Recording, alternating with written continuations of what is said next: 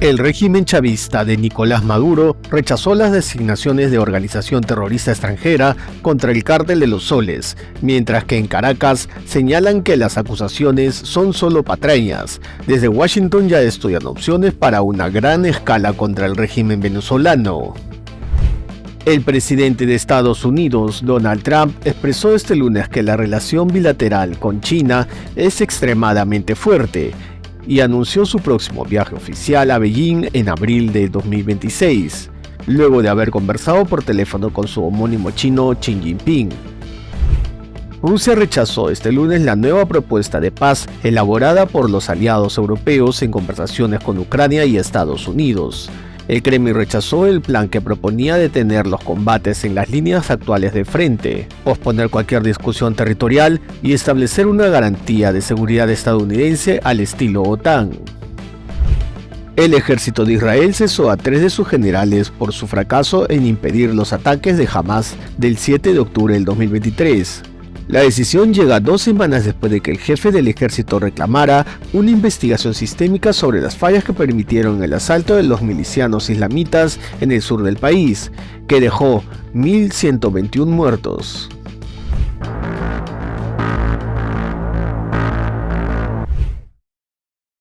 El gobierno del régimen chavista enquistado en el poder en Venezuela rechazó este lunes que Estados Unidos designe como grupo terrorista al que considera inexistente Cártel de los Soles y aseguró que la administración de Donald Trump reedita una vil mentira para justificar así una intervención.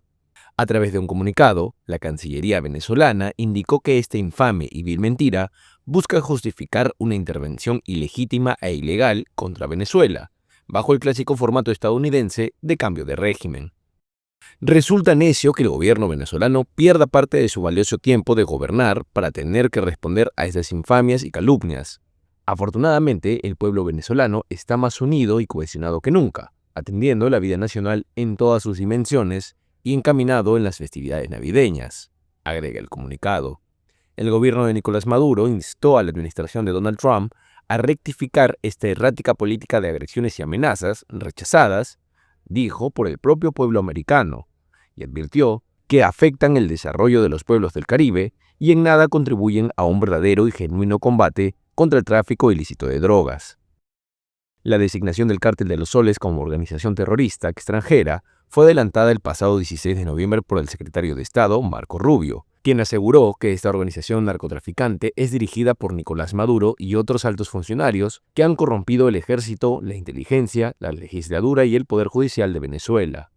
El Cártel de los Soles, junto a otras organizaciones terroristas designadas, incluyendo el Tren de Aragua y el Cártel de Sinaloa, son responsables de la violencia terrorista en todo nuestro hemisferio, así como el tráfico de drogas hacia Estados Unidos y Europa, declaró el secretario de Estado.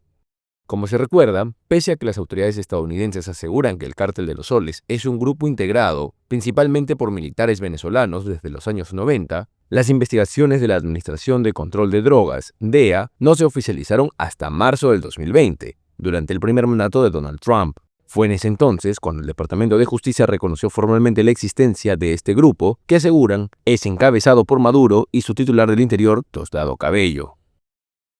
La tensión entre Estados Unidos y Venezuela acaba de subir a su nivel más alto en años. El gobierno de Donald Trump designó al presidente Nicolás Maduro y a parte de su círculo como integrantes de una organización terrorista extranjera bajo el nombre del Cártel de los Soles. Todo ocurre mientras Estados Unidos despliega más de 12 buques de guerra y 15.000 soldados en la región como parte de la Operación Lanza del Sur. En el marco de esta campaña antidrogas, fuerzas estadounidenses han realizado ataques que han dejado decenas de muertos. Trump ya fue informado sobre varios posibles cursos de acción, desde ataques a instalaciones militares o gubernamentales venezolanas hasta incursiones de fuerzas especiales, aunque también permanece la opción de no intervenir. Sin embargo, la opinión pública en Estados Unidos está mayoritariamente en contra. Una encuesta de CBS News, YouGov,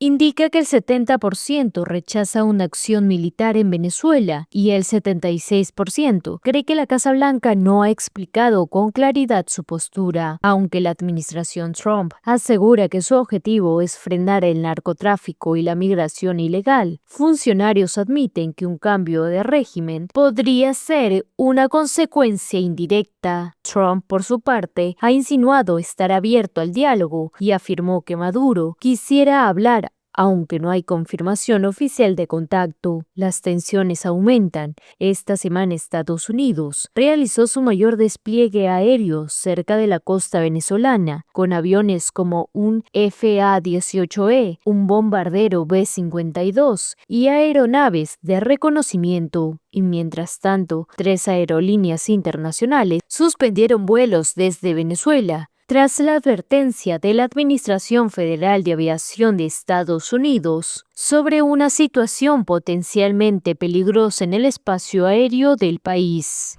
Han fracasado. Hoy Marco Rubio, ustedes saben, sacó otro refrito, que si el Cartel de los Soles, que ahora es organización terrorista, ridículos, son unos ridículos. Se repiten y se repiten y se repiten y por eso van de fracaso en fracaso. Ellos de verdad quisieran combatir el narcotráfico, tendrían que irse a Ecuador y buscar ahí mismo, en la presidencia de la República, que tiene la principal empresa de exportación de cocaína para el mundo, escondido en su fábrica de distribución de cambures, de bananos. El 70% de la cocaína que se exporta a través de Ecuador. No es Venezuela, ni la productora, ni la traficante de drogas, no. Pero, bueno, ellos decidieron rodear a Venezuela, y tiraron barcos, destructores, el destructor más poderoso del planeta, puros cuentos, y un submarino nuclear, profesor, y aviones y drones todos los días, para allá, para acá, buscando una provocación y una escalada. Y la respuesta del pueblo venezolano ha sido esta, que ayer tremenda participación, millones de venezolanos y venezolanas consultando y aprobando sus proyectos, los niños yendo. El Ministerio de Exteriores alemán emitió este lunes una recomendación urgente desaconsejando cualquier viaje a Venezuela y puso en especial énfasis en los riesgos asociados a las zonas fronterizas con Brasil y Colombia. La institución señaló que la situación en Venezuela es tensa y subrayó que la seguridad puede deteriorarse repentinamente, lo que podría conllevar bloqueos en carreteras, incremento de controles policiales y dificultades con el acceso a Internet y servicios móviles.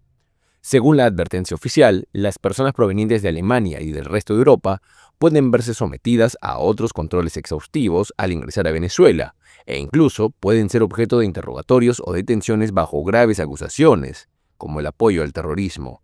A esto se añade que la asistencia consular a los ciudadanos bajo esta situación no ha sido posible hasta la fecha. La cartera alemana remarcó el alto riesgo representado por el crimen organizado, particularmente en las regiones fronterizas con Colombia y en menor medida con Brasil. La alerta de Alemania llega pocos días después de la decisión del Ministerio de Exteriores de Corea del Sur, que el pasado viernes prohibió a sus ciudadanos viajar a 4 provincias venezolanas: Zulia, Táchira, Apuré y Sucre. Esta restricción responde, según la declaración surcoreana, a serias preocupaciones sobre la seguridad de sus ciudadanos que visiten o estén permanentemente allí. Como se sabe, Venezuela enfrenta graves dificultades para la conectividad internacional tras la alerta de la Administración Federal de Aviación de Estados Unidos sobre amenazas en el espacio aéreo venezolano y en el sur del Mar Caribe, desencadenando una ola de cancelaciones de vuelos. Al menos 6 aerolíneas han suspendido sus operaciones en el país. Turkish Airlines canceló desde el domingo sus vuelos previstos entre Estambul y Caracas del 24 al 28 de noviembre, permitiendo a los pasajeros reubicarse o cambiar la fecha del viaje sin penalización. De igual modo, la TAM Airlines Colombia suspendió las operaciones para los días 23 y 24 de noviembre en la ruta Bogotá-Caracas-Bogotá, priorizando la seguridad de sus pasajeros y la tripulación. Además de estas suspensiones, se suman Iberia, TAP Air Portugal, GOL, Avianca y Caribbean Airlines, todos servicios afectados desde Sudamérica, Europa y el Caribe.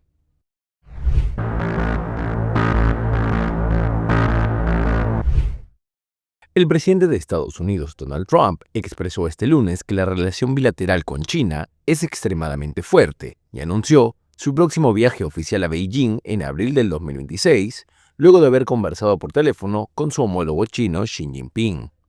A través de su cuenta Truth Social, Trump aseguró haber mantenido una muy buena llamada con Xi Jinping, donde ambos líderes intercambiaron opiniones sobre la guerra en Ucrania, la lucha contra el narcotráfico y los acuerdos comerciales vigentes. Asimismo, celebró los recientes logros alcanzados en materia de comercio agrícola y la cooperación para combatir el tráfico de fentanilo con China. Acabo de tener una excelente conversación telefónica con el presidente Xi de China. Conversamos sobre diversos temas. Nuestra relación con China es extremadamente sólida. Esta llamada fue la continuación de nuestra exitosa reunión en Corea del Sur hace 3 semanas. Desde entonces, ambas partes han avanzado significativamente para mantener nuestros acuerdos actualizados y precisos. De acuerdo con el líder republicano, ambos gobiernos han llegado a avances con el cumplimiento de los compromisos asumidos entonces. El mandatario estadounidense confirmó además que Xi corresponde la visita con un viaje de Estado a Washington más adelante en el 2026. Ahora podemos enfocarnos en el panorama general. Para ello, el presidente Xi me invitó a visitar Pekín en abril, lo cual acepté, y yo le correspondí, y él será mi invitado en una visita de Estado a Estados Unidos más adelante ese año. Por parte de Beijing, el Ministerio de Relaciones Exteriores señaló que Xi Jinping reiteró el enfoque de cooperación sobre la base de respeto mutuo y la necesidad de discutir temas globales como la estabilidad comercial y la seguridad estratégica. Xi también solicitó que Washington garantice un ambiente estable para la relación China-Estados Unidos durante la fase previa a las visitas recíprocas. Una relatora especial de la ONU, la bielorrusa Lena Duhan, instó el viernes en La Habana a Estados Unidos a levantar el embargo contra Cuba, al presentar un reporte sobre su visita de 10 días a la isla. Hago un llamado a Estados Unidos para que levante o suspenda todas las medidas coercitivas unilaterales aplicadas a Cuba y las empresas cubanas, incluyendo la regla del 10%, las aplicaciones de jurisdicción basadas en el pago en dólares, la prohibición para que los buques entren en los puertos de Estados Unidos durante 180 días después de haber ingresado a los puertos de Cuba y las amenazas de revocar visas o la elegibilidad para esta. Cuba se halla bajo un embargo comercial desde hace más de 6 décadas que el presidente Donald Trump endureció durante su primer mandato, como ningún otro mandatario estadounidense. Desde que regresó en enero a la Casa Blanca, el magnate republicano ha aumentado su presión contra la isla comunista y la volvió a incluir en la lista de países que patrocinan el terrorismo, lo que dificulta el comercio y la inversión extranjera. Insto a Estados Unidos a que deje de utilizar la retórica de sanciones, campañas de máxima presión, designación de Estado patrocinador del terrorismo o afirmaciones sobre el uso de trabajo forzado como instrumento político y medio para obtener ventajas económicas y para aislar a Cuba de la cooperación internacional. Duhan subrayó que el embargo a Cuba por parte de Estados Unidos, que calificó como la política de sanciones unilaterales más prolongada de la historia, provoca graves consecuencias para el disfrute de los derechos humanos, incluidos los derechos a la vida, la alimentación, la salud y el desarrollo. En los últimos 5 años, Cuba ha tenido un acelerado deterioro económico, con una fuerte inflación, carencias de todo tipo y cotidianos apagones. La relatora explicó que durante su visita se reunió con representantes del gobierno y del sector privado, religiosos, diplomáticos y miembros de la sociedad civil sin ningún impedimento. El informe de Duhan será presentado en septiembre próximo ante el Consejo de Derechos Humanos de la ONU.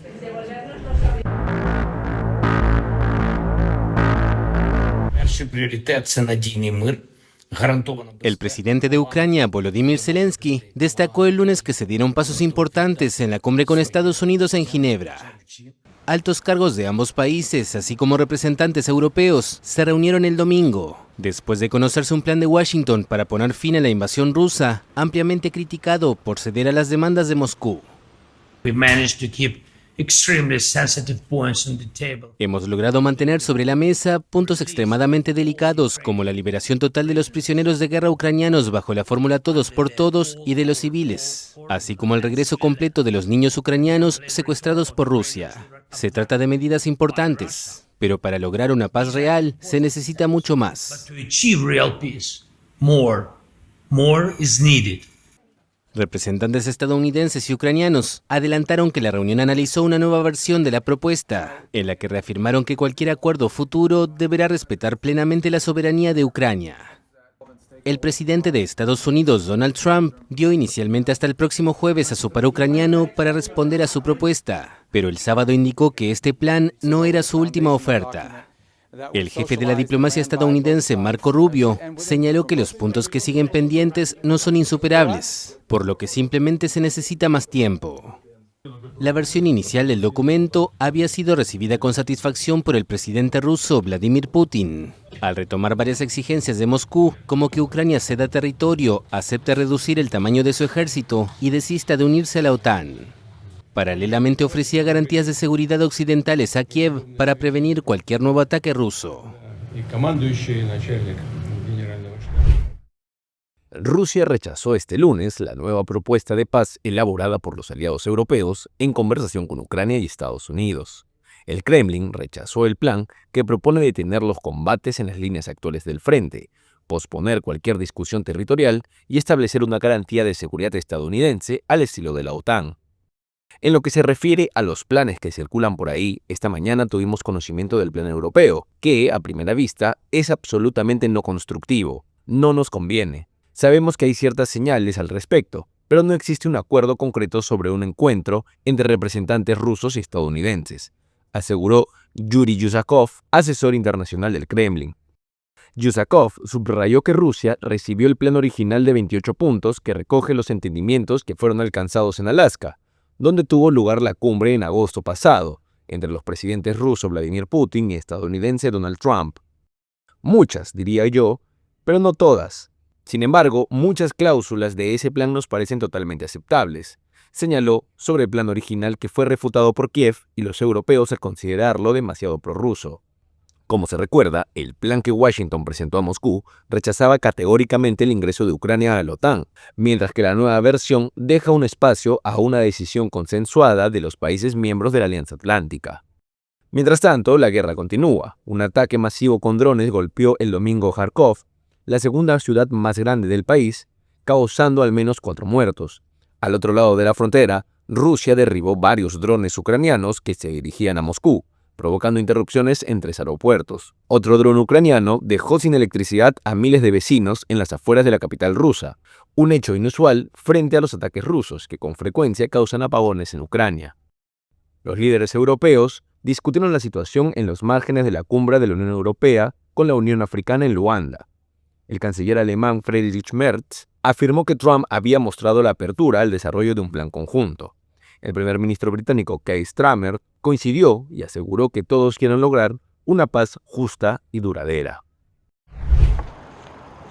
Un ataque ruso con drones contra la ciudad ucraniana de Kharkov ha matado a 4 personas según fuentes oficiales de la región. Las víctimas son 3 mujeres de 27, 41 y 69 años y un hombre de 55. Otras 13 personas, entre ellas 2 menores de 11 y 12 años, resultaron heridas en el ataque. Rusia lanzó en las últimas horas cerca de 50 drones contra la región de Kharkov, de la que es capital la ciudad homónima y que se encuentra al noreste del país. En total fueron 162 drones los lanzados contra 3 regiones. A Kharkov se suman Chernihiv en el norte y Dnipropetrovsk en el centro-oeste. Cerca de 80 de los drones eran aparatos no tripulados de ataque Shahed. Las defensas ucranianas neutralizaron 125 drones de distintos tipos y otros 37 que no fueron interceptados e impactaron en 15 localizaciones distintas del país que no han sido especificadas por la Fuerza Aérea.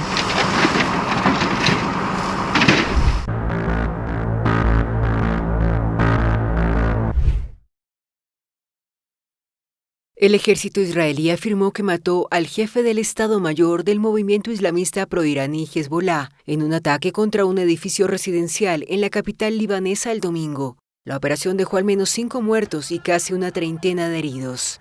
En un comunicado difundido poco después del bombardeo, las fuerzas de defensa de Israel aseguraron haber eliminado al terrorista Haitham Ali Tabatabai, jefe del Estado Mayor de Hezbollah. El primer ministro de Israel, Benjamin Netanyahu, confirmó la operación, realizada en el barrio de Jarek Freik, en los suburbios del sur de Beirut, un área densamente poblada y considerada bastión del grupo chiita. Tabatabai era un asesino en masa. Sus manos están manchadas con la sangre de muchos israelíes y estadounidenses, y no en vano Estados Unidos ofreció una recompensa de $5 millones por su cabeza. Este es el quinto ataque contra este bastión de Hezbollah en la capital libanesa desde el alto el fuego acordado entre Israel y el movimiento islamista en noviembre de 2024, y ocurre una semana antes de la visita programada del Papa León XIV al Líbano. Por su parte, Hezbollah reconoció que un alto mando fue blanco del ataque, aunque evitó revelar su identidad o confirmar su fallecimiento. Este ataque de hoy en los suburbios del sur cruza una nueva línea roja, una línea que ya había sido cruzada anteriormente. El presidente libanés, Joseph Aoun, instó a la comunidad internacional a intervenir seriamente y con firmeza para poner fin a los ataques de Israel contra el Líbano. Israel sostiene que sus operaciones buscan mantener los términos del alto el fuego e impedir que Hezbollah recupere capacidades militares. El ejército de Israel cesó a 3 de sus generales por su fracaso en impedir los ataques de Hamás del 7 de octubre de 2023. La decisión llega 2 semanas después de que el jefe del Estado Mayor reclamara una investigación sistémica sobre las fallas que permitieron el asalto de los milicianos islamistas en el sur del país, que dejó 1.121 muertos. Las fuerzas de defensa fracasaron en su misión principal el 7 de octubre, que era proteger a los ciudadanos de Israel. Se trata de un fracaso grave, rotundo y sistémico. También se impusieron sanciones disciplinarias contra otros altos oficiales. No es fácil tomar decisiones que afectan a personas a las que respeto y que han dedicado su vida a la seguridad del país, personas con las que he luchado durante décadas. El ataque de Hamás desencadenó una devastadora guerra en Gaza que dejó cerca de 70.000 muertos, según cifras del Ministerio de Salud del territorio palestino, que la ONU considera fiables. Durante los últimos 2 años, el primer ministro Benjamín Netanyahu ha reiterado que las fallas que condujeron al ataque deberían abordarse una vez concluida la guerra en Gaza. Según las encuestas, una amplia mayoría de israelíes de distintos sectores políticos respalda la creación de una comisión que determine responsabilidades. El movimiento libanés Hezbollah despidió el lunes a su jefe militar, Aitam Ali Tabatabai, muerto el domingo en un bombardeo israelí en un suburbio del sur de Beirut. Tabatabai es el comandante de Hezbollah de mayor rango asesinado por Israel desde el alto al fuego acordado en noviembre de 2024 para poner fin a más de un año de hostilidades. El asesinato de Tabatabai se produce en plena intensificación de los ataques de Israel contra Líbano y en un momento en que Estados Unidos aumenta la presión sobre el gobierno libanés para el desarme de Hezbollah. Cientos de simpatizantes de Hezbollah se congregaron al sur de Beirut para la procesión funeraria de Tabatabai y otros 2 cuadros del movimiento muertos el domingo. La multitud también gritó consignas contra Israel y Estados Unidos, y los asistentes portaron retratos de dirigentes del grupo y del líder supremo de Irán, el ayatolá Ali Jamenei. El ejército israelí afirmó el domingo que eliminó a Tabatabai, presentado como el jefe del Estado Mayor de Hezbollah.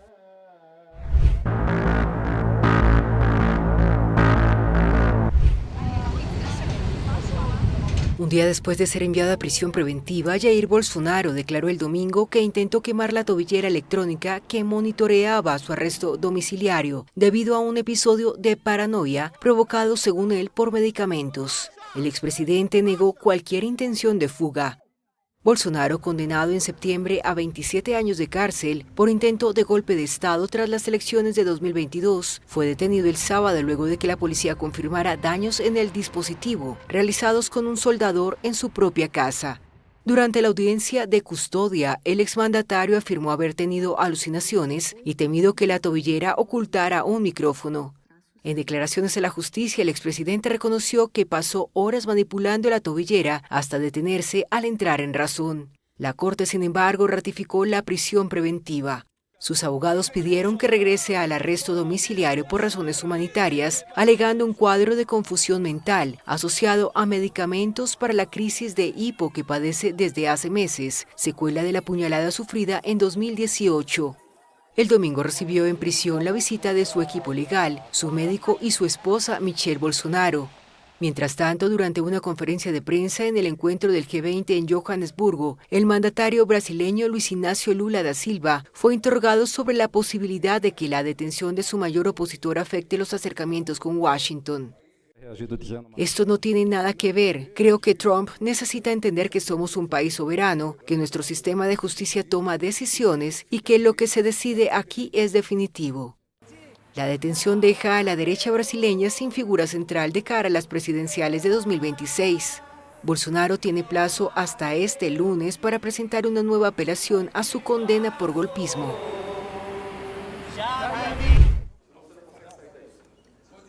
En Brasil, la política interna y la seguridad regional concentran la atención del presidente Luis Inácio Lula da Silva. Durante una conferencia de prensa en el marco de la cumbre del G20 en Johannesburgo, el mandatario aseguró el domingo que la prisión de su antecesor Jair Bolsonaro, aliado del presidente estadounidense Donald Trump, no debería afectar la relación entre ambos países. Eso no tiene nada que ver. Creo que Trump necesita entender que somos un país soberano, que nuestro sistema de justicia toma decisiones y que lo que se decide aquí es definitivo. La detención de Bolsonaro deja a la derecha sin candidato definitivo para las elecciones de 2026, mientras Lula confirmó que buscará un cuarto mandato. Pero la preocupación del presidente brasileño también apunta a la seguridad regional.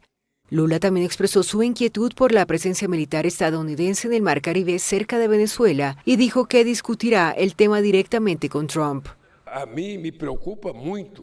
Estoy muy preocupado por el aparato militar que Estados Unidos ha colocado en el Mar Caribe. Estoy muy preocupado y tengo la intención de discutir esto con el presidente Trump porque me inquieta. Porque está me preocupando.